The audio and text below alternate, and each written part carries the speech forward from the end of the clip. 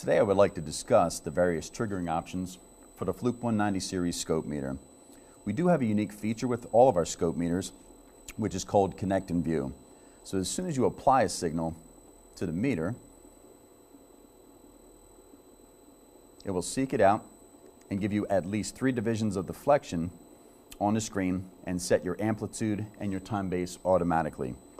If you want to go a little further and start triggering and take some additional options, you simply press the trigger button, and now you can decide on which channel you want to trigger, whether it's A, B, C, or D.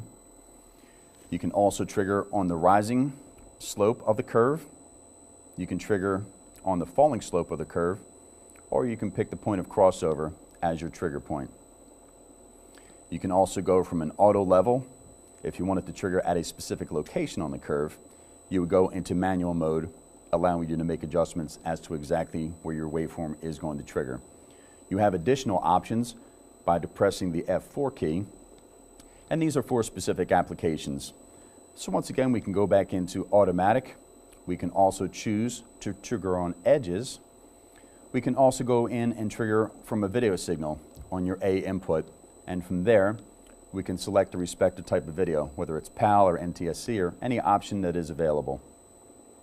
We can also go back, say if you're looking at the output of a drive, and now you can trigger on a pulse.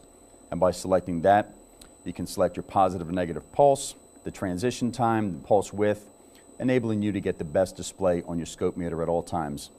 So there you have the various triggering options for your 190 series scope meter, enabling you to best see your waveform and enhance your troubleshooting.